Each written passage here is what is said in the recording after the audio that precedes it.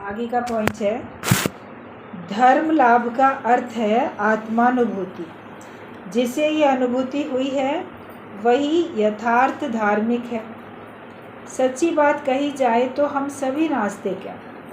हम यदि भगवान को अपने अंतर बाह्य देख सकें, सर्वव्यापी समझकर धारण करें, तो फिर क्या उनकी साक्षात उपस्थिति में हम कोई कुकार्य कर सकते हैं?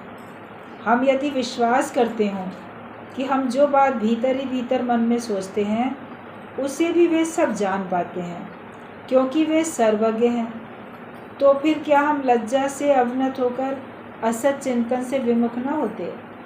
हमें यदि यह ज्ञान हो कि हमारे पापों के परिणाम में दंड स्वरूप वे हमारे लिए नरक यंत्रणा का विधान करने में सक्षम हैं, क्योंकि वे हैं सर्वशक्तिमान, तो क्या हम उनके डर से पापों से विरत न होते? हम लोग लोक लज्जा, निंदा या सरकारी दंड विधान के डर से बाहर अच्छा होने की चेष्टा करते हैं, बाहर से अच्छा होने की चेष्टा करते हैं, असलियत में नहीं। बाहर से धार्मिक समझकर किसी की पकड़ाई में ना आवे, ऐसे लोग छिपकर गुप्त रूप से हम असत्कर्म करना नहीं छोड़ते। ऐसे स्वभाव के लोगों की अपेक्षा तो वे लोग जो अपना नास्तिक कहकर परिचय देते हैं 1000 गुना श्रेष्ठ। तो ये बताया कि धर्म लाभ का अर्थ है आत्मानुभूति। व्यक्ति क्या समझता है कि धर्म पे मैं चलता हूँ, मैं धार्मिक व्यक्ति हूँ, मैं पूजा पाठ करता हूँ, मैं भगवान को मानता हूँ, तो इसका मुझे बड़ा लाभ मिलना चाहिए। और कौन सा लाभ चाहता है? सांसारिक पदार्थों का लाभ चाहता है। मैं पूजा पाठ करता हूँ तो मेरे पास गरीबी ना आए, मैं पूजा पाठ करता हूँ, धर्म पे चलता हूँ तो मेरी बदनामी ना हो, मेरी मृत्यु ना हो, मेरे परिवार वालों पे कोई कष्ट ना आए। ये हम तो इतनी पूजा पाठ करते हैं, हम इतने धार्मिक हैं, तो हम माया के पदार्थों के लाभ चाहते हैं। लेकिन वास्तव में धार्मिक होने का जो धर्म का लाभ होता है वो होता है आत्म अनुभूति। तुमको अपने अंदर अनुभूति हो कि मैं कौन हूँ, मैं क्या हूँ, मैं कौन हूँ। अपने को जान सको, परमात्मा को जान सको, ये धर्म का लाभ होता है। वरना सारी मेजॉरिटी तो पदार्थ मांगने में तो लगी है हाथ जोड़ के।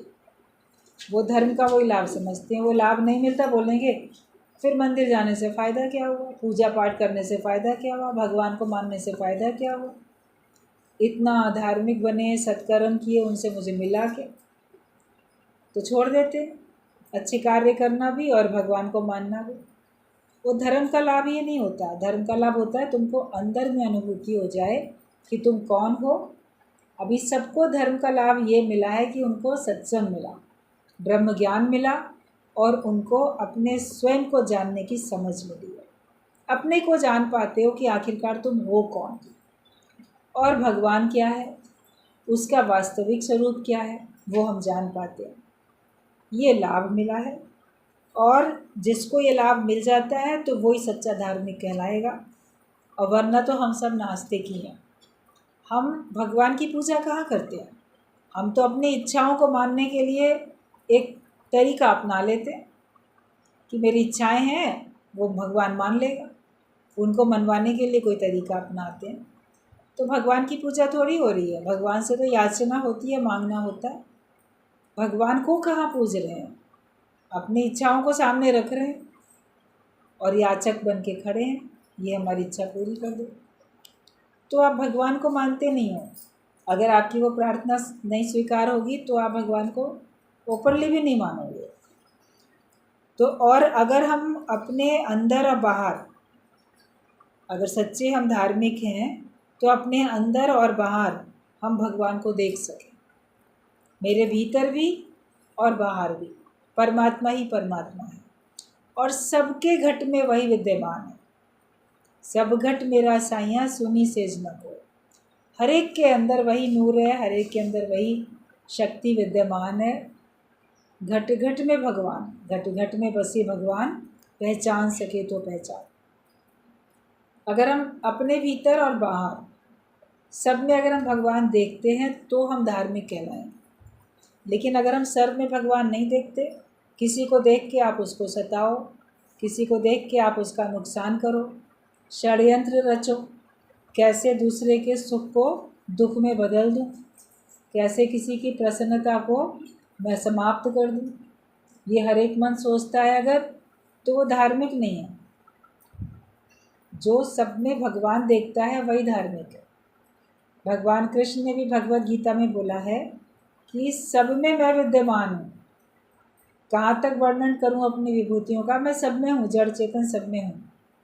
और जो किसी से भी द्वेष करता है तो वो उसमें बसने वाले मुझ अंतर्यामी से ही द्वेष करता है, क्योंकि मैं सब में बस रहा हूँ। तो ना किसी से द्वेष करो, ना किसी से घृणा करो, ना किसी को सताओ। अगर आप ऐसा करते हो तो आप भगवान को ही सताते हो। तो फिर आप भगवान के भक्त कैसे हो? सच्चा भक्त तो सब में देखेगा। वैष्णव जन तो तेने कहिए जो पीर पराई जाने, दूसरे के दर्द को जो समझ सके, दूसरे के दुख को जो समझ सके और उसको दूर करने के लिए उपाय करे, वही भगवान का भक्त है वास्तव में। तो अगर हम अंदर बाहर भगवान को देख सकते हैं और वो सर्वव्यापी है ये समझ सकते हैं, मान लो आप बोलो कि हाँ हम तो देखते हैं, हम तो समझते हैं, तो फिर क्या उनकी साक्षात उपस्थिति में हम कोई कार्य कर सकेंगे? अगर मान लो आप ये देखो कि अंदर बाहर भगवान है, सबके अंदर भगवान, मान लो आप ऐसा देख लो, तो फिर क्या आपसे कोई बुरा काम होगा? अगर आपको पता है कि भगवान सर्वत्र है तो कार्य करने से पहले आप जानोगे ना भगवान देख रहे हैं, तो कोई भी बुरा काम आप कर ही नहीं सकते।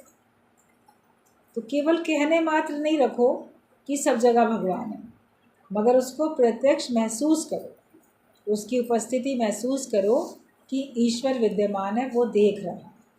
तो हमसे कोई कार्य भी नहीं हो सकता है। बाहर है भगवान, वो हमें देख रहा है, अंदर है भगवान, वो हमको देख रहा है। तो अंदर मन में भी कोई बुरा विचार नहीं ला सकते, मन में भी आप कोई षड्यंत्र की रचना नहीं कर सकते, किसी के बुरे की प्लानिंग नहीं कर सकते, क्योंकि अंदर वाला भी तो भगवान है, वो देख रहा है। मन में भी कोई आपने गलत विचार रखे और अगर आपको ये पक्का आभास हो कि भगवान मेरे अंदर है, वो मेरी मन की जान रहे हैं, वो सब देख रहा है, तो आपके बुरे भावनाओं को भी तो देख रहे हैं, उनको भी तो सुन रहे हैं, तो फिर आप बुरी भावना कैसे रख सकते हो?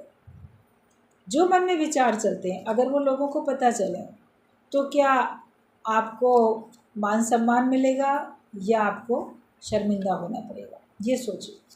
अगर आप सोचो कि जो मेरे विचार अंदर हैं अगर वो लोगों को पता चलेंगे तो बल्कि लोग खुश होंगे, मान सम्मान मिलेगा, वो विचार उच्च कोटि के हैं, अच्छे हैं। लेकिन अगर आप जानो कि ये विचार अगर लोगों को पता चले तो मेरी तो बदनामी हो जाएगी, मुझे तो शर्मिंदा होना पड़ेगा, तो वो विचार रखते ही क्यों हो? लोग नहीं जान पाते भगवान तो तेरे अंदर विद्यमान है, वो तो जानते हैं। अगर हम बोलते हैं हाँ मैं भीतर बाहर भगवान को देखता हूँ, तो बाहर से भी कोई गलत कार्य नहीं होगा और अंदर मन से भी कोई पाप नहीं हो सकते आपसे। लेकिन होते रहते हैं, मन से भी आप बुरा सोचते रहते हो, लोगों के लिए बदुआएं देते हो, कोई और योजना बनाते हो दुखी करने की, और बाहर से भी ऐसा कार्य करते हो जिससे लोग परेशान हो, दुखी हों, तो फिर आप धार्मिक व्यक्ति नहीं हो। आपके अंदर में अभी बिल्कुल नास्तिकता है, आपने भगवान को अभी देखा ही नहीं है। तो अगर हम विश्वास करते हैं कि जो भीतर ही भीतर सोचते हैं वो भगवान जान लेते हैं, तो फिर हम इस बात से तो लज्जित हो जाएंगे और असत चिंतन से हम दूर हो जाएंगे। लेकिन हम असत चिंतन से दूर नहीं होते तो फिर समझो आप भगवान को नहीं देख पाते हैं। और हमें ये ज्ञान होना चाहिए, ये ज्ञान अगर हो जाए कि मेरे कर्मों का फल मुझे मिलेगा ही मिलेगा। अच्छे कर्म का फल तो सभी चाहते हैं, लेकिन बुरे कर्मों का फल चाहता कोई नहीं है, लेकिन बुरे कर्म करता रहता है। तो अगर हमको इस बात का ज्ञान हो जाए कि मेरे पापों के परिणाम में दंड स्वरूप वे हमारे लिए नरक यंत्रणा का विधान करने में सक्षम है, वो समर्थ है। अगर हम बुरा करेंगे तो वो हमारे लिए नरक तैयार कर देगा। अगर हमको इस बात का ज्ञान हो तो आप बुरा करने से बचोगे। आज नहीं तो कल आपको आपके पापों का फल तो भोगना ही पड़ेगा। कर्म करने के लिए तुम बिल्कुल स्वतंत्र हो, कोई रोक टोक नहीं है, भगवान भी नहीं रोकेंगे आपको। एक तरफ बात आती है ना, लोग कहते हैं भगवान की मर्ज़ी के बिना तो पत्ता भी नहीं हिलता, तो फिर इतने पाप हो रहे हैं तो भगवान की मर्ज़ी से ही होते होंगे। ऐसा होता है, भगवान ही हमसे कराते हैं। भगवान ने मनुष्य को कर्म करने का अधिकार दे दिया, अच्छा करो या बुरा करो, उसमें भगवान दोषी थोड़ी हैं। आपकी मर्ज़ी, आप सत्कर्म करो या बदकर्म करो। भगवान की मर्ज़ी के बिना पत्ता नहीं हिलता, मतलब कि शक्ति भगवान की है। उस शक्ति का सदुपयोग करो कि दुरुपयोग, वो तेरे हाथ में दे दिया भगवान ने। आपकी गाड़ी में पेट्रोल है, पेट्रोल के बिना गाड़ी नहीं चलेगी। अब उसको आप कौन से रास्ते, दाएं लेके जाओ कि बाएं लेके जाओ, आगे ले जाओ कि पीछे ले जाओ, बड़ी चौड़ी सड़क पे ले जाओ कि उबड़ खाबड़ या पतली सकरी गली में ले जाओ, उस गाड़ी को कहाँ लेके जाओ वो तो तुम्हारे हाथ में है ना। स्टीयरिंग तुम्हारे हाथ में, तुम ड्राइव करते हो गाड़ी। पेट्रोल दोषी थोड़ी है उसमें, पेट्रोल के बिना नहीं चलेगी। लेकिन जहाँ लेके जा रहे हो तो ड्राइवर दोषी होगा ना।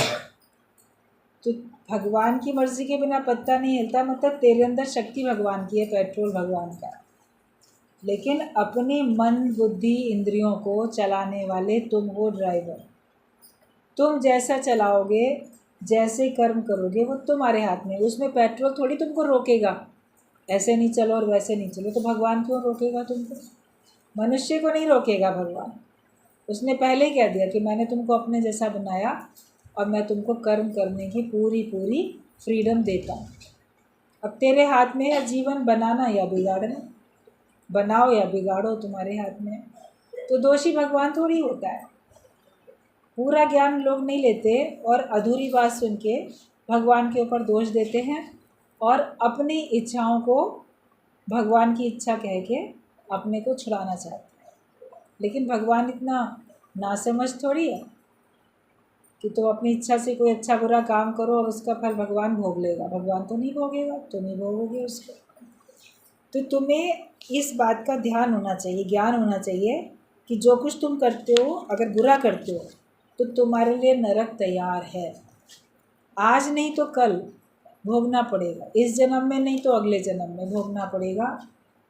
आप छूट नहीं सकते, भोगे बिन छूटे नहीं, कर्म गति बलवान। कर्म की गति बहुत बलवान, उसको बिना भोगे आप नहीं उससे पार पा सकते, नहीं छूट सकते। तो इसलिए अपने कर्मों के ऊपर हमें सावधानी रखनी है।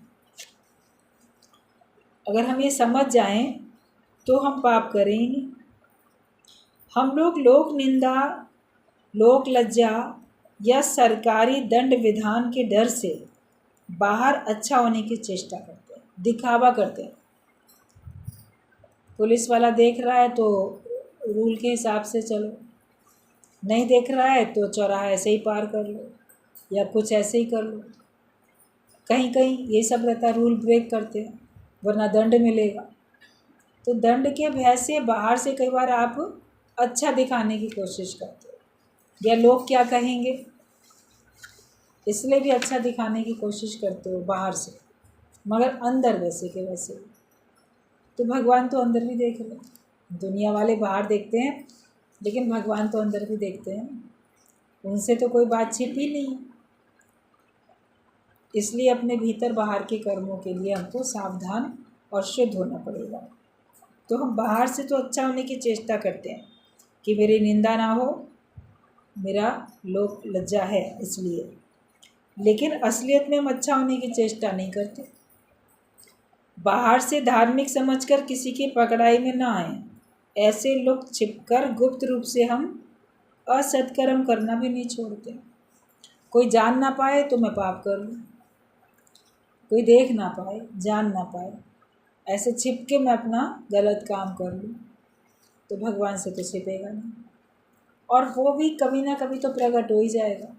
आपका किया हुआ कभी ना कभी ज़रूर प्रकट होगा। और जग से चाहे भाग ले प्राणी, मन से भाग ना पाए, तोरा मन दर्पण कहलाए।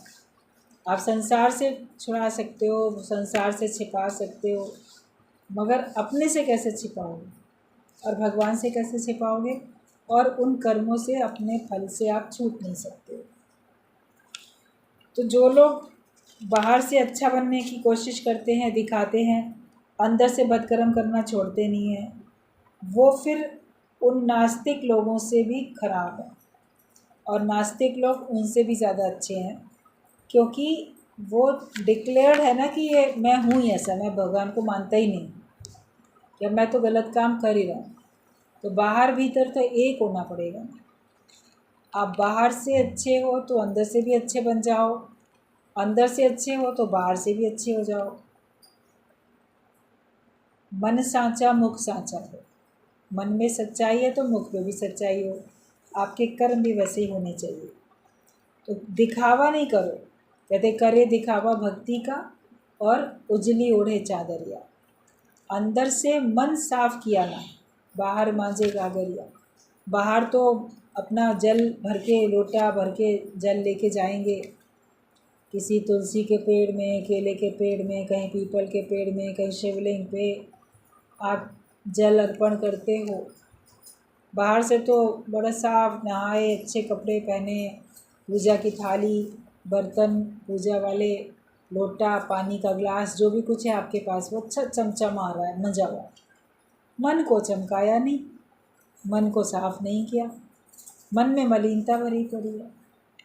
तो बाहर का तो आप लोगों को दिखाते हो, भगवान बाहर के साथ साथ तुम्हारा अंदर का भी देखते हैं। तो अगर अंदर साफ नहीं है तो भगवान स्वीकार नहीं करेंगे तुम्हारी पूजा। तो इसके लिए अपने अंतर मन की करो सफाई। मन की सफाई हो जाएगी तो तुम्हारे भीतर तुमको भगवान दिखेंगे और लोगों को भी दिखने में आएंगे। जिसके मन शुद्ध हो जाते हैं उनके संपर्क में आने से औरों को भी भगवान का दर्शन हो जाता है, उस व्यक्ति में भी और अपने में भी और सर्वत्र वो भगवान देख पाता है। स्वामी जी ने कहा है, जब भी हो सके, जैसे भी हो सके, दूसरों की सहायता करो, किंतु किस उद्देश्य से कर रहे हो इस ओर नज़र बनाए रख। मदद सबकी करनी चाहिए, मगर किस उद्देश्य से करते हैं ये भी ख्याल होना चाहिए। दिखावे के लिए करते हैं, या बाद में मुझे इसमें से कुछ लाभ मिलेगा इसलिए करते हैं, या सही में दूसरे के परेशानी को अपनी परेशानी समझ के दूर करने के लिए मदद करते हैं। ये हमारा उद्देश्य क्या है, ये हमको देखना पड़ेगा। यदि तुम अपनी किसी सुविधा या स्वार्थ सिद्धि के लिए मदद करते हो तो समझ रखना कि उससे जिनकी तुम सहायता करते हो उनका कोई विशेष लाभ या उपकार न होगा और तुम्हारा भी नहीं। किंतु यदि वो निस्वार्थ है तो जिन्हें देते हो उनको तो काफ़ी सुख तथा उनका कल्याण होगा ही, परंतु उससे 1000 गुना सुख और कल्याण तुम्हारा खुद का भी हो। मनुष्य सोचता है मैं इसकी मदद करूँगा मुझे क्या मिलेगा। आप मिलने की आस रखो ही नहीं, आप निस्वार्थ भाव से करो मदद, उससे उसका भला होगा। जिसके लिए आप मदद करते हो उसको भी आत्मसंतोष मिलेगा, उसको खुशी मिलेगी। तो जितनी उसको प्रसन्नता मिलेगी उससे 1000 गुना तुम्हारा कल्याण होगा, उससे 1000 गुना तुमको प्रसन्नता मिलेगी। अगर इच्छा रहित हो कि आपने किसी की मदद की है तो इच्छा रख के करोगे तो स्वार्थ हुआ, स्वार्थ में उसका भी भला नहीं है, तुम्हारा भी भला नहीं होगा। कर्म करने के बाद तुमको आनंद की अनुभूति नहीं होगी। कोई कर्म करने के बाद आपको बहुत मन प्रसन्न हो जाए तो समझो कि वो कार्य अच्छा था, भगवान उससे खुश हुआ, दूसरा भी उससे खुश हुआ, तुम्हारा मन भी खुश हो गया। लेकिन कर्म करने के बाद भी आपको खिन्नता सी रहे, उलझन रहे, मन में प्रसन्नता ना हो, तो वो कर्म तो आपका व्यर्थ ही चला गया, क्योंकि उसमें कहीं ना कहीं कर्तापना था और स्वार्थ था। गुरु हमारे अंदर के कर्तापने को और स्वार्थ को बिल्कुल टोटल समाप्त कर देते हैं। इच्छाएं खत्म है, स्वार्थ खत्म है, कर्तापने का भाव खत्म है, ईश्वर की प्रेरणा से ही सबके लिए भला हो रहा है। ये भाव अगर होता है तो फिर आप देखोगे आपको अंदर से बहुत प्रसन्नता मिलती है। तो अगर तुम निस्वार्थ हो तो जिनको भी निस्वार्थ भाव से आप जिनको भी मदद करते हो उनको तो काफ़ी सुख और कल्याण उनको होगा ही, परंतु उससे 1000 गुना सुख और कल्याण तुम्हारा खुद का भी होगा। तुम्हारा जीवन धारण जैसे सत्य है ये भी ठीक वैसा ही ध्रुव सत्य है, मतलब ये अटल सत्य। इस बात को झूठ नहीं समझो, निस्वार्थ भाव से किया गया कार्य आपको 1000 गुना कल्याणकारी और प्रसन्नता देने वाला होगा। ये अटल सत्य है। पूजा दो प्रकार की है, बाह्य और मानस। बाह्य पूजा में देवता की मूर्ति, चित्र, घट, काष्ठ और शिला आदि में देवता की प्राण प्रतिष्ठा करके पूजा की जाती है। हम लोग मनुष्य हैं। मनुष्य के जीवन धारण के लिए जो जो आवश्यक होता है और मनुष्य जिनसे सुख, तृप्ति और आनंद पाता है, देवता की पूजा में वे ही सब वस्तुएं उन्हें निवेदित की जाती हैं। जैसे पद्म, अर्घ्य, आचमनीय, आसन, वस्त्र, भूषण, पुष्पमाला, गहने इत्यादि। गंध, पुष्प, चंदन, धूप, दीप, नैवेद्य, फल फूल, मिष्ठान या अन्न और पूरी, व्यंजन आदि भोग, पायस, पीने के लिए जल, तांबूल, शैया, व्यंजन, स्तोत्र, पाठ, गीत, वाद्य, नृत्य, आरती इत्यादि। कोई सामग्री ना होने पर भक्ति पूर्वक उन सब के बदले में केवल जल देकर भी पूजा की जा सकती है। तो एक बाहर की पूजा होती है, एक मन की अंदर की पूजा होती है। बाहर की पूजा में आप देवी देवताओं की, चित्र की या मूर्तियों की पूजा करते हो, और उस बाहर की पूजा में ज़्यादातर वही चीज़ें अर्पण की जाती हैं जो आप मनुष्य रूप में आपको भी चाहिए होती हैं। अन्न जल आपको भी चाहिए, वस्त्र आपको भी चाहिए।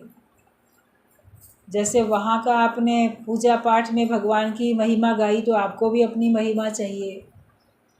तो उसमें ज़्यादातर वही सब अर्पण होता है जो आपको स्वयं को भी चाहिए, तो वही उनको भी दे देते हैं बाहर की पूजा में। उससे अपना ही मन खुश होता है, चलो मैंने भगवान को भी ये दिया। देखो जो भी आएंगे पंडित पूजा कराने के लिए, आप करोगे, आप देखो वही चीज़ें तो देते हो जिनकी आपको खुद को भी ज़रूरत होती है। तो ये बाहर की पूजा होती है। फिर भजन गा रहे हैं तो संगीत भी आपको पसंद आता है, नृत्य भी आपको पसंद आता है, कोई आपकी महिमा गाए वो ही पसंद आती है, तो ये सब होता है। और मान लो सामग्री ये सब नहीं होती हैं तो भक्ति पूर्वक उन सब के बदले में केवल जल देकर भी पूजा की जाती है। कुछ नहीं, कोई आपको दे, आपको एक गिलास पानी पूछ ले तो भी अच्छा लगेगा ना, चलो कम से कम पानी को तो पूछा। वरना कहीं गए, अरे उसने तो हमको एक गिलास पानी भी नहीं पूछा, ऐसे ही खड़े खड़े बात करके चले आए, बैठने को भी नहीं कहा। तो पूजा में जब आवाहन करते हो तो आसन भी देते हो, तो जल भी देते हो, तो सब कुछ देते हो। तो ये सब बाहर की पूजा में होता है। और मानस पूजा में देव विग्रह या अन्य किसी भी उपकरण की आवश्यकता नहीं होती। देवता की मूर्ति का हृदय में ध्यान करके तथा मन ही मन उपर्युक्त द्रव्य आदि की कल्पना करके उन्हें निवेदन करने से ही मानस पूजा संपन्न हो जाती है। तो जो मानस पूजा है उसमें बाहर से आपको मंदिर, देवी देवता, उन सब की ज़रूरत नहीं पड़ती, मूर्तियों की। आप कहीं भी बैठ के मन से भगवान का ध्यान कर सकते हो और मन से ही अर्पण कर सकते हो। सचमुच में आपको फूल तोड़ के मूर्ति के आगे चढ़ाने पड़ेंगे? मन में पूजा करते हो तो मन से आप सोच लो कि मैंने फलाने रंग का फूल भगवान को चढ़ाया। सचमुच तोड़ के ला के चढ़ाने की ज़रूरत थोड़ी होती है। मैंने भगवान को अपना सर्वस्व अर्पण कर दिया, सचमुच में नहीं देना पड़ता, लेकिन आप उस भावना में आ जाते हो। वो मानसिक पूजा होती है कि आप जो हो देवता की मूर्ति का हृदय में ध्यान करते हो और आपको उन्हीं को ध्यान करके मन ही मन आप कोई भी चीज़ उन कल्पना करके आप उनको दे देते हो। तो इससे मानस पूजा संपन्न हो जाती है। इस पूजा में ब्राह्मण, चांडाल, अस्पृश्य सबका ही अधिकार है। इस पूजा में शुचि, अशुचि, देश, काल, विधि, निषेध आदि की कोई बेला नहीं, केवल मन संयोग की आवश्यकता है। तो मानस पूजा है वो सभी कर सकते हैं।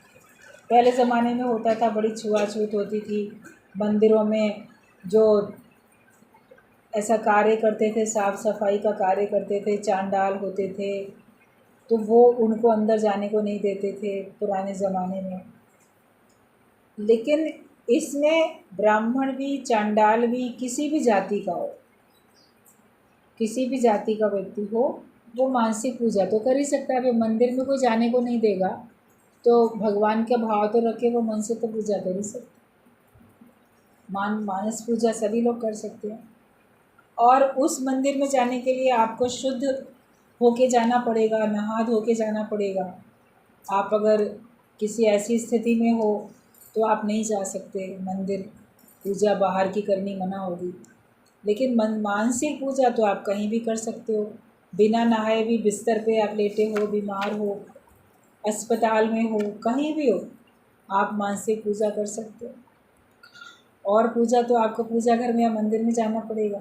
घर में तो आप चाहे बाथरूम में हो, कहीं भी हो, आप भगवान का तो याद कहीं भी कर सकते हो। जहाँ आपको लगा कि मुझे भगवान को याद करना चाहिए, आप बीमारी में बिना नहाए धोए या कैसे भी आप मानसिक पूजा कर सकते हो। तो उसमें शुचि अशुचि मतलब शुद्धता का या अशुद्धता का नहीं ख्याल होता। देश काल, भाई यहाँ पे करनी है, यहाँ नहीं करनी है। आप शमशान घाट में या कहीं और ऐसी जगह पे, कोई स्थान ऐसे होते हैं जो पवित्र नहीं माने जाते हैं, तो उस स्थान पे आप देवी देवता की पूजा बाहर वाली नहीं कर सकते। लेकिन मानसिक पूजा तो आप सब जगह कर सकते हो और किसी भी समय। वो पूजा पाठ के नियम होंगे भी, सूर्योदय से लेकर सूर्यास्त तक या रात के कितने बजे तक आप पूजा कर सकते हो। रात में पूजा नहीं होगी देवी देवताओं की, लेकिन आप कभी भी कर सकते हो। कौन सा समय है, देश और काल, काल मतलब समय, कौन से समय में आप कैसी पूजा कर सकते हो। विधि निषेध, ये करना है ये नहीं करना है। कई पूजाओं में होता है ना, ऐसा करना है और वैसा नहीं करना है, मगर मानसिक पूजा में कोई विधि निषेध नहीं होता है। वो मन संयोग की आवश्यकता होती है कि आपका मन भगवान से जुड़ जाए। महलों में नहीं, कुटिया में नहीं, जहाँ याद करो भगवान में। आप हृदय से याद करो भगवान को और आपका मन भगवान से लग जाए, फिर आप जो भी कार्य करते हो। अभी सदना कसाई कौन सा कार्य कर रहा था, बकरे सब काटने का कार्य करता था, कसाई था, मांस पशुओं का काट के मांस बेचने का काम करता था। रविदास चमार था, वो मरे हुए पशुओं के चमड़े को लाके उसको साफ करके और जूते बनाने का, सिलने का वो काम करता था। देखा जाए तो कार्य तो ऐसे नहीं थे जो कि बड़े शुद्ध हों, मगर वो दोनों ही एक उच्च कोटि के ज्ञानवान विद्वान भगवान के भक्त बने कि नहीं बने। रविदास जो चमार जाति के थे, चमड़े का कार्य करने वाले थे, कर्म के हिसाब से जातियाँ बनी थी। जो जैसा कर्म करता था उस हिसाब से उसकी जाति बता दी गई थी और फिर वो वंशानुगत हो जाती थी। जो बड़े बाप दादा करते आए हैं वो आगे करते चले आ रहे, तो वो एक पैटर्न बन गया कि ये तो इसी जाति के। तो कर्मानुसार ही उनका पहले हुआ था हिसाब किताब, बाद में वो उसी जन्म के हिसाब से हो गया। उस परिवार में जन्म लिया तो वही कहलाएगा, वरना पहले कर्मों के हिसाब से था कि ये इस जाति का, ये उस जाति का। तो रविदास ने तो बोला मन चंगा तो कटौती में गंगा। जिस लकड़ी की कटौती जो थी उसमें चमड़ा भिगो के रखा था। मरे हुए जानवरों के समझो चमड़े भिगो के रखे, थोड़ा नरम हो जाएंगे तब वो उससे जूता वगैरह बनाएगा। उनको काट के जूते के साइज़ का बनाएगा। वो जो पानी है, कहता है मन अगर चंगा है तो यही गंगा है, जो पानी है वही गंगा है। और ऐसे उनके कई सारे एग्जाम्पल आप लोगों ने सुने भी कि वही पानी कैसे पिला दिया, दे दिया। राजा ने तो नहीं लिया। राजा गया तो बोला कि ज्ञान मैं लेने आया हूँ। तो उन्होंने तो रविदास ने वही चमड़े वाला पानी थोड़ा सा लिया और दोनों हाथों में कहा कि लो, अंजलि में लो भर के। लिया उसने कि पी लो। और वो रंगीन लाल से रंग का चमड़े का वैसा पानी गदला। उसको लगा ये तो चमड़ा भी गवा पानी है, ये कैसे दे रहा है। अब गुरु के आगे कह नहीं सकता था तो उसने एक्टिंग की, अपने मुख तक, होठों तक लेके गया, लेकिन वह पानी उसने अपने मुंह में अंदर नहीं लिया, अपने हाथों में ही गिरा लिया। उसकी पूरी आस्तीन का कुर्ता था और उसमें वो पानी लग गया। उसी के हाथों में से उसके बाहों में ऐसे पहुंचा ढलक के, और वो पानी होता ही कितना थोड़ा सा, उसी में चला गया। अब वो जो कपड़े में लगा तो उसमें रंगीन ऐसे दाग पड़ गए, निशान, छूटे ही ना। अब धोबी ने बहुत कोशिश की, नहीं छूट रहा है, किसी भी चीज़ से वो निशान नहीं छूटते हैं। राजा का कुर्ता है अच्छा सिल्क का, इसके निशान तो हटने ही चाहिए। वो धोबन बड़ी होशियार थी, वो बोली मैं कोशिश करती हूँ, मैंने अपने बड़ों से सुना है कि जो निशान ऐसे ना हटे उसको मुंह से चूस लेना चाहिए तो वो हट जाए। तो उसने वो सारे निशान अपने मुंह से चूसने शुरू किए कुर्ते के, तो हट गए वो निशान। लेकिन धोबन को ज्ञान हो गया। अब वो बड़ी वैराग्य की ज्ञान की बातें करने लगी, बड़ी अच्छी बातें करने लगी। वो वैसे निशानों को चूस कर सब तरफ शोर मच गया, धोबन ज्ञानवान बन गई, धोबन को बड़ा ज्ञान हो गया। राजा ने धोबी से कहा, तुम्हें धोबन को कैसे ज्ञान हो गया? बुलाया, उसको पूछा। बोली, महाराज मैं खुद नहीं जानती, मेरे अंदर से इतना ज्ञान, अच्छा अच्छा विचार भाव आ रहे हैं और मैं वाकई में बिल्कुल लग रहा है कि मुझे सब समझ आ गई है। लेकिन ये सब चमत्कार उसी दिन से हुआ जिस दिन से मैंने आपके कुर्ते के निशान चूस लिए थे, बताई सारी बात। तब उसको लगा गुरु किस बहाने क्या देना चाहते थे और मैंने उसको ऐसे ढलका के व्यर्थ नष्ट कर दिया। तो वो राजा को उस बहाने से भी, गुरु हमको कोई चीज़ देता है उसको आप प्रेम से स्वीकार कर लो तो उससे आपके अंदर की स्थिति बनती है, आप आत्मिक स्थिति आपकी मजबूत बनती है। व्यर्थ उसको ऐसे ही व्यर्थ समझ के छोड़ नहीं देना चाहिए। तो ये सब बड़ी उनकी बातें आती हैं। और भी बात बताई जाती है कि कैसे गंगा में जाके किसी ने कहा कि गंगा को जो है, तुम मेरी तरफ से गंगा जी में जा रहे हो स्नान करने तो ये दे देना, मैं तो जा नहीं पा रहा हूँ, तुम जा रहे हो, मेरी तरफ से गंगा जी में ये डाल देना। जैसे होता है ना, कोई पैसे कोई कुछ डाल दे, लेकिन गंगा जी भी बदले में मुझे मेरे लिए कुछ अगर दें तो ले आना।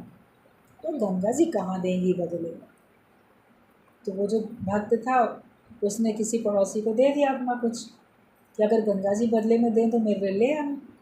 और वो जो सेठ गया गंगा स्नान में तो वहाँ उसने कहा कि वो जो भक्त है उसने गंगा मैया आपके लिए भेजा है। तो उसने वो जो भी सिक्के वगैरह जो कुछ उसने दिए थे वो गंगा जी में अर्पण कर दिए।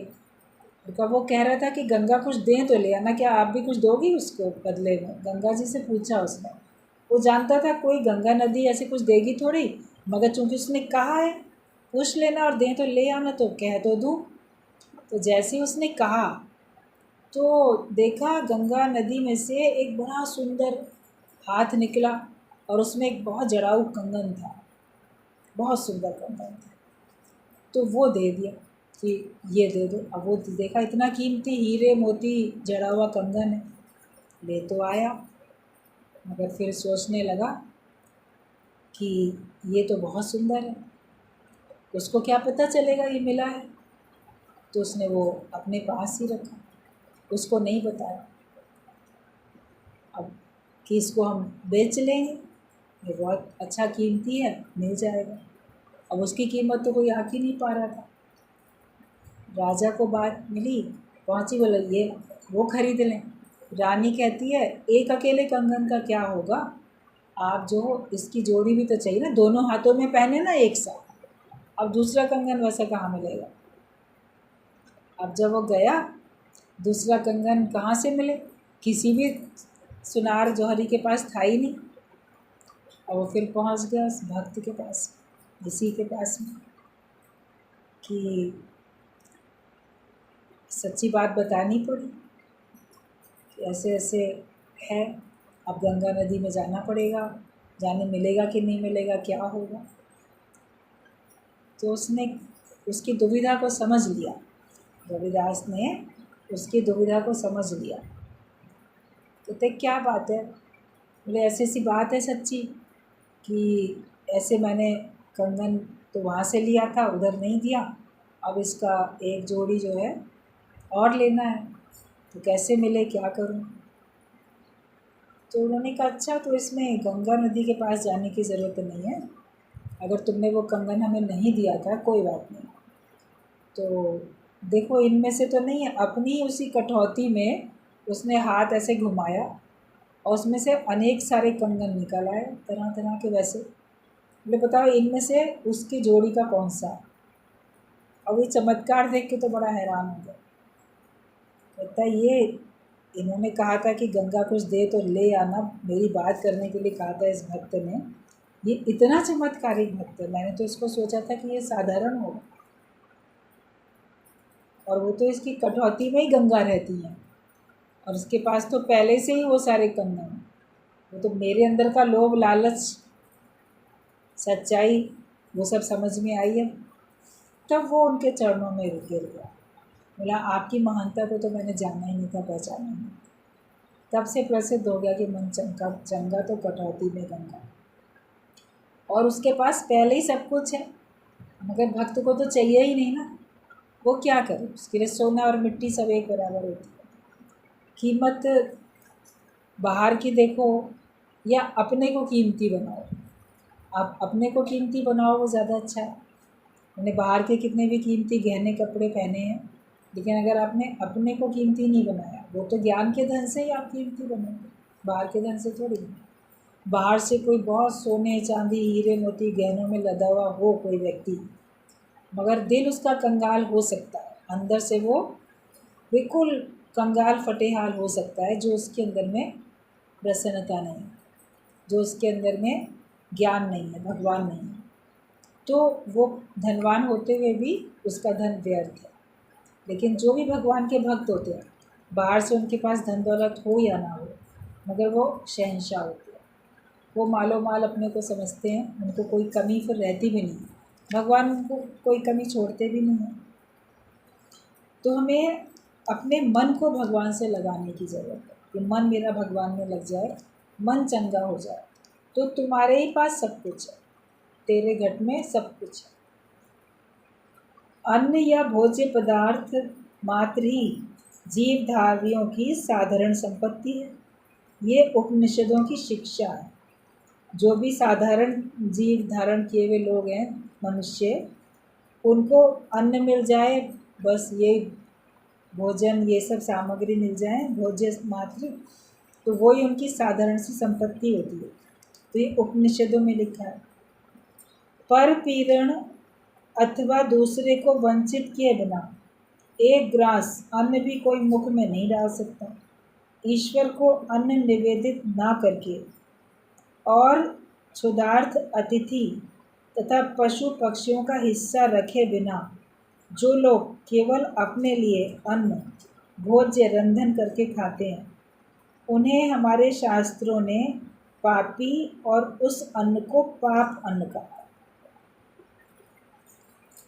आपके पास जो भी कुछ है आप अर्पण करके खाओ, ये शास्त्रों में लिखा होता है।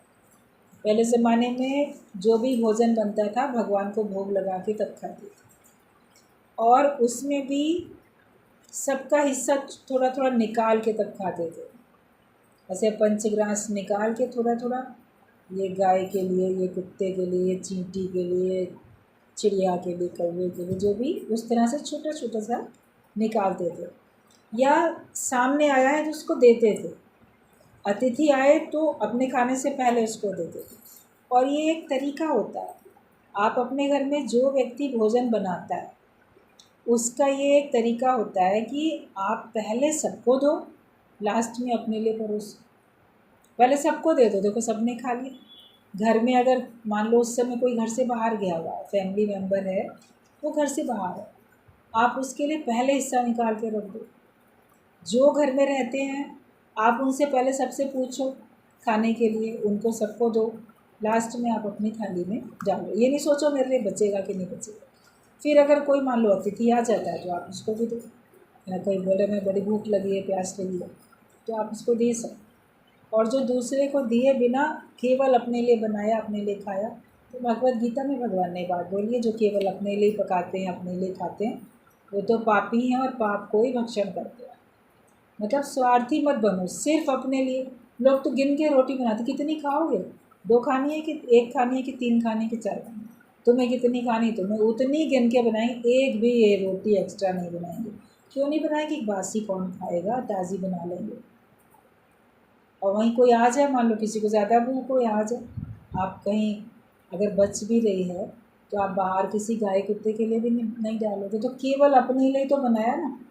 फिर आप खाना वगैरह बना चुके, खा चुके, बाद में कोई आए तो सोचोगे अब इसको खाने को ना पूछा जाए तो अच्छा, देर हो गई है, हम तो खा चुके। तो अगला चाहे खाने के समय आया होगा, आप खाना खा चुके हैं, मगर आपके पास ना दाल है ना सब्जियाँ बनी हुई, तो या तो आप ऐसे इसको चाय वगैरह कुछ पिला के सोचोगे टल जाए मामला। आ ही चुका होगा कोई, दोबारा बनाना पड़ेगा तो बड़ा खींच के बनाओगे, दोबारा बनाना पड़ रहा है, या बाज़ार ले जाएं, बाज़ार से मंगाएं, मतलब फिर उसको भोजन कराने में आपको कष्ट होता है। लेकिन किसी को भोजन कराने में हमें कष्ट ना हो, आप बाज़ार से मंगा के खिलाओ, दोबारा बनाओ, या जैसे भी करो, लेकिन कष्ट अंदर में नहीं अनुभव होना चाहिए। आप किसी को भी अन्न जल खुशी से अर्पण कर सको। तो ये शास्त्रों में लिखा है कि ईश्वर को अन्न आप भगवान को अर्पण करो, और किसी को भूख है, ऐसा अतिथि है, तो पहले आप उसको दो। और पशु पक्षियों का हिस्सा रखे बिना जो लोग केवल अपने लिए, मतलब पशु पक्षियों का हिस्सा भी आपको अपने अन्न में शामिल करना चाहिए। तो केवल अपने लिए बना के खाते हैं तो शास्त्रों ने उनको पापी और उस अन्न को पाप का अन्न कहा। ग्रही व्यक्ति यदि भूखे को अन्न न देकर खुद ही भोजन करता है तो उसके लिए शास्त्रों में नरक भोग की व्यवस्था है। पर असमर्थ होने पर यथा साध्य करना उचित है। जो घर गृहस्थी वाले लोग हैं, सन्यासियों और वानप्रस्थियों के लिए और ब्रह्मचारियों के लिए नहीं बोला गया है, लेकिन जो गृहस्थ आश्रम में गृहस्थी लोग हैं, तो वो किसी भूखे को खाना ना दे के केवल अपना खा के बैठ जाते हैं, तो उनके लिए शास्त्रों में नरक का भोग है कि उनको नरक में जाना पड़ेगा। तो ये कई शास्त्रों में ऐसे लिखा है, सब शास्त्रों के नाम भी लिखे हुए हैं, किस किस शास्त्र में ऐसे से लिखा है।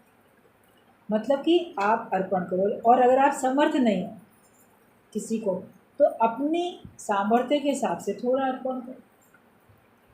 आप कुछ तो दे सको ना, भरपेट नहीं खिला सकते, जितना आपके पास है थोड़ा सा ही कुछ दे दो, जितना आपके पास है उसी में से थोड़ा सा आप दे दो। लेकिन अगर आप असमर्थ हैं तो भी यथा साध्य करना उचित है, जितनी आपके पास है उतना सामर्थ्य करना चाहिए। अपने स्वयं तथा आत्मीय स्वजनों के सुख तथा स्वार्थ सिद्धि के लिए जो कुछ किया जाता है वो सांसारिक व्यापार मात्र है, धर्म नहीं है। आप अपने लिए कर लेते हो या अपने परिवार वालों के लिए कर लेते हो, या जो आपके आत्मीय स्वजन है, जिनसे आपकी बड़ी मित्रता है, जिनको आप पसंद करते हो, ऐसे जो आपके मित्र संबंधी पड़ोसी जो भी हैं, उनके लिए आप कर देते हो। तो वो तो आप स्वार्थ सिद्धि के लिए करते हो, अपने स्वार्थ के लिए या अपने आत्मीय जनों के सुख के लिए। हम ना अपने बेटे बेटी के लिए कर देते हैं, तो वो तो तुम्हारे अपने आत्मीय जनों के लिए कर रहे हो ना, किसी और के लिए थोड़ी किया आपने। वो करना आपका किसी दूसरे के लिए करना थोड़ी कहा जाएगा। तो वो तो सांसारिक व्यापार मात्र है, वो धर्म नहीं है। अपने स्त्री पुत्र स्वजन आदि को प्रेम करने का नाम है माया, संसार। आप बोलो हम बड़ा प्रेम करते हैं, तो आप मैं मेरे के लिए अगर प्रेम करते हो तो वो तो माया ही है, और वो तो संसार है। सब जीवों पर स्नेह का करने का नाम है प्रेम। सिर्फ मैं और मेरे के लिए करते हो तो वो माया है और संसार है, लेकिन सर्व के लिए आप रखते हो भाव तो वो प्रेम होता है। हम तो प्रेम करते हैं तो सबके लिए कहाँ करते हो, अपने वालों के लिए कर रहे हो। कोई तुम्हारा अपना है, कोई तुम्हारा पराया है, तो फिर तुम्हारे अंदर प्रेम नहीं है। प्रेम होता है सब जीवों पर स्नेह करने का नाम है प्रेम और दया। इसी प्रकार जो कुछ भी पुण्य कर्म, तपस्या, पूजा या साधन भजन स्वयं के एक काल या परकाल के सुख और कल्याण के लिए किया जाता है, वो है निस्वार्थपरता, और इस हिसाब से वो धर्म आध्यात्मिकता नहीं है। किंतु जब भी ये सब कार्य फल भोग की इच्छा से रहित होकर समस्त जीव मात्र के सुख और कल्याण साधन के निमित्त अनुष्ठित होते हैं, वे सभी इनमें समभाव से बराबर बराबर भागीदार हों इस मनोभावना से किए जाते हैं, तभी वे सहस्त्र गुना फलप्रद होते हैं।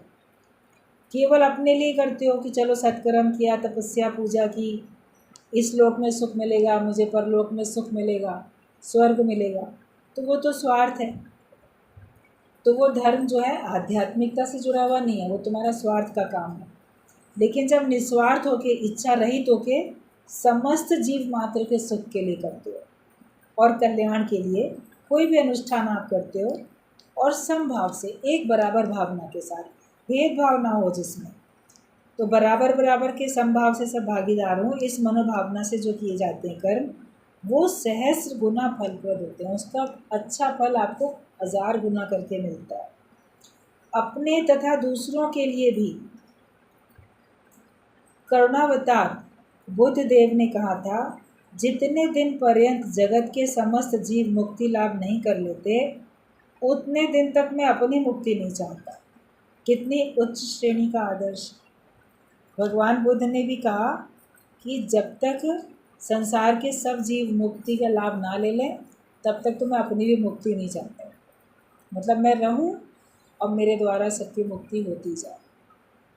तो एक उनकी वो भावना थी। हम निस्वार्थ होकर कार्य करेंगे, वो तो सार्थक है। लेकिन स्वार्थ भावना से अगर करते हैं तो वो संसार है और वो व्यापार है। तो व्यापार में नहीं पड़ो, आप वास्तव में अपनी उन्नति करो, अपना आध्यात्मिक लाभ लो, और सचमुच में सच्चा जो प्रेम होता है वो प्रेम आपके जीवन में आ जाए, सब पर बराबर का स्नेह हो जाए, तो फिर आपके अंदर में प्रेम है। और इच्छा रहित होकर हमको कर्म करना, जो सत्संग में गुरुजी ने हमेशा सिखाया कि आप इच्छा रहित होकर कार्य करो, निष्काम भाव से कर्म करो। और भगवद गीता में यही बात बताई गई, कामना ना हो तुम्हारी फल पाने की, और करने का कर्तापना, उसका अभिमान ना हो, फिर जो भी कार्य आपसे होगा वो दूसरे को भी सुख पहुंचाएगा और आपको भी सुख पहुंचाएगा। तो निष्कामी जीवन अपना बनाओ, तो आपका कल्याण है और आपकी उन्नति भी उसी में है।